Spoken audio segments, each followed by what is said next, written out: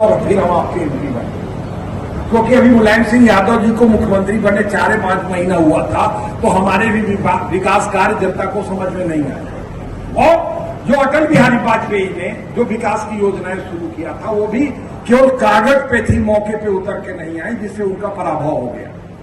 केवल गौतम अडानी को बचाने के लिए उस समय नरेंद्र मोदी गुजरात के मुख्यमंत्री थे। गुजरातियों ने नारा दिया, और मैं फिर एक बार कहना चाहता हूं गरीब होने वाले किसानों को, इस देश को अगर सबसे ज्यादा कोई लूट रहा है तो इस देश के गुजरात के उद्योगपति, इस देश के खजाने को अगर सबसे ज्यादा कोई लूट रहा है तो गुजरात के उद्योगपति।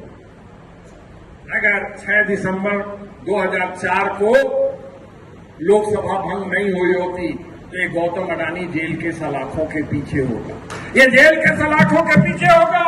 नरेंद्र मोदी जानते हैं कि अगर संसद में आएगा अखिलेश सिंह, तो आज 2-2.5 लाख करोड़ का जिस गौतम अडानी का साम्राज्य है, उसको मोदी भी नहीं बचा पाएंगे, वो जेल के सलाखों के पीछे जाएगा। इसलिए मैच फिक्सिंग चल रही है। अभी जैसे राम मिलन ने कहा, अरे अखिलेश यादव ने तो मेरा बेटा साथ था, 40 मिनट तक हमको बुला के बात किया, 40 मिनट तक बात किया। ये लड़ाई इतनी आसान नहीं है जितना आप समझ रहे हो। इस समय केवल 2 लोग ईमानदारी से नरेंद्र मोदी से लड़ रहे हैं, एक है राहुल गांधी, दूसरे हैं लालू यादव। केवल 2 लोग सांप्रदायिक ताकतों से ईमानदारी से लड़ रहे हैं, बाकी मैच फिक्स हो गया है, मैच फिक्स है। इसलिए मैं आपसे कहना चाहता हूं कि आप एमपी और एमएलए की लड़ाई में मत उलझो, उससे बड़ी लड़ाई हम लड़ रहे हैं।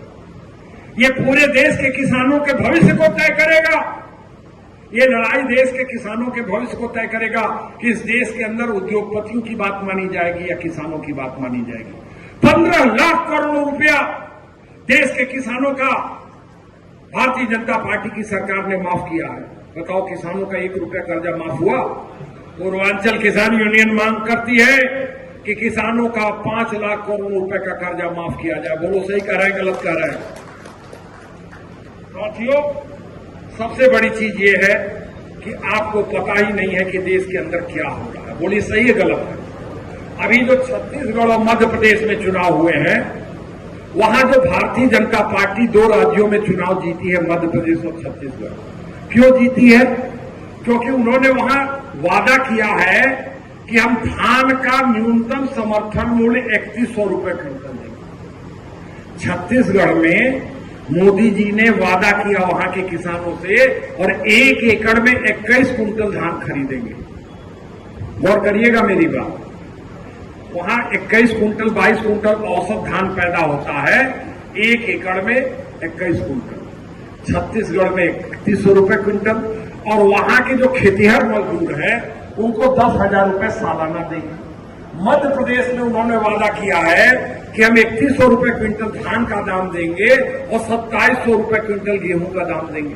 हम आपसे पूछना चाहते हैं कि इसी देश में 2 राज्य 2 दाम रहेगा क्या? उत्तर प्रदेश में धान का न्यूनतम समर्थन मूल्य 2185 रुपए क्विंटल और गेहूं का न्यूनतम समर्थन मूल्य 2275 रुपए। कोई राजनीतिक दल ये कह रहा है कि क्यों 2275 रुपए में गेहूं की खरीदारी हो रही है, जब मध्य प्रदेश में तुम दाम दे रहे हो 2700 रुपए, तो 2700 रुपए उत्तर प्रदेश में भी किसानों को मिलना चाहिए कि नहीं मिलना चाहिए? जबकि स्वामीनाथन कमीशन की रिपोर्ट कहती है कि धान का न्यूनतम समर्थन मूल्य 3100 रुपए क्विंटल होना चाहिए और गेहूं का न्यूनतम समर्थन मूल्य 3150 रुपए क्विंटल होना चाहिए। 3150 रुपए गेहूं का न्यूनतम समर्थन मूल्य होना चाहिए। ये कहेंगे गेहूं का दाम बढ़ेगा, महंगाई बढ़ जाएगी। पिछले साल तो हम लोगों ने 21 रुपया 20 रुपए किलो गेहूं बेचने डाला जा कि नहीं बेचने डाला जा? बोलिए, 20 रुपए का गेहूं आढ़तिया ने 21 रुपए में आटा बनाने वाले मिल मालिक को बेच दिया। जो खुले बाजार में आटा बिक रहा, खुला वाला, वो 32 रुपए किलो है, और पैकेट वाला आटा 40 रुपए किलो। बोलो, सही कह रहे हैं, गलत कह रहे हैं? और उसके बाद मैदा और सूजी का दाम अलग। 21 रुपए से 45 रुपए कमा रहा, तब महंगाई नहीं बढ़ रही है।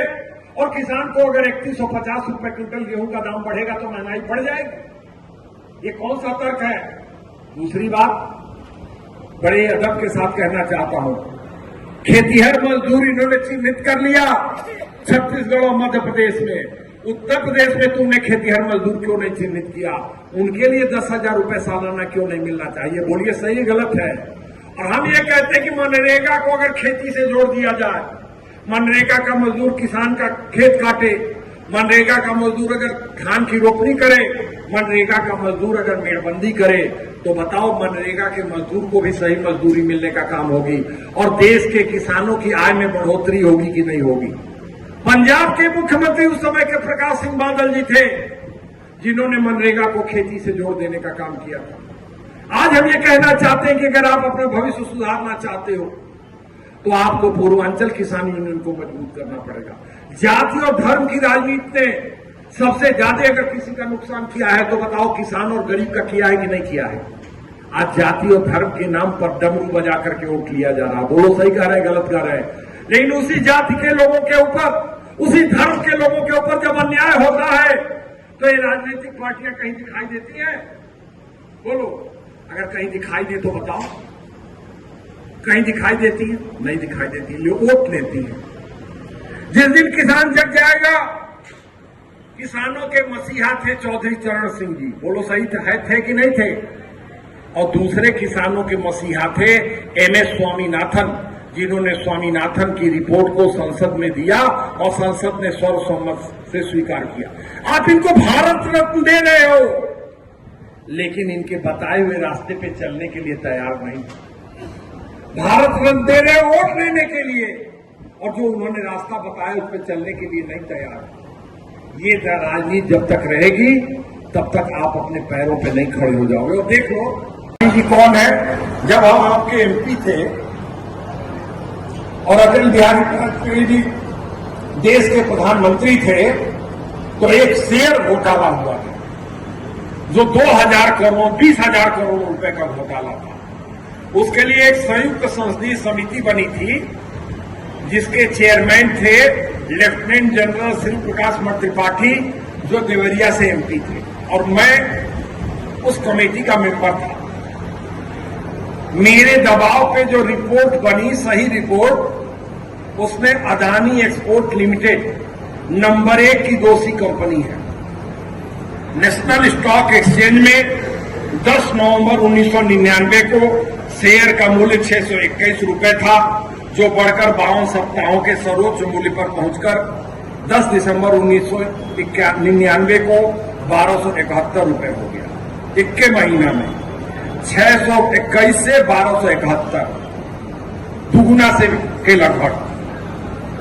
अदानी एक्सपोर्ट की प्रवर्तक सहायक कंपनियों ने शेयरों को क्रॉस डील तरीके से केतन पारी की कंपनियों को बेच दिया था। नेशनल स्टॉक एक्सचेंज ने 17 नवंबर 1999 से 14 दिसंबर 1999 की अवधि के दौरान ऐसे 36 क्रॉस सौदों का पता लगाया। नवंबर 1999 में अदानी एक्सपोर्ट से संबद्ध कंपनियों ने कुल 5 लाख शेयर बेचे, जिन्हें केतन ग्रुप की कंपनियों द्वारा खरीदा गया।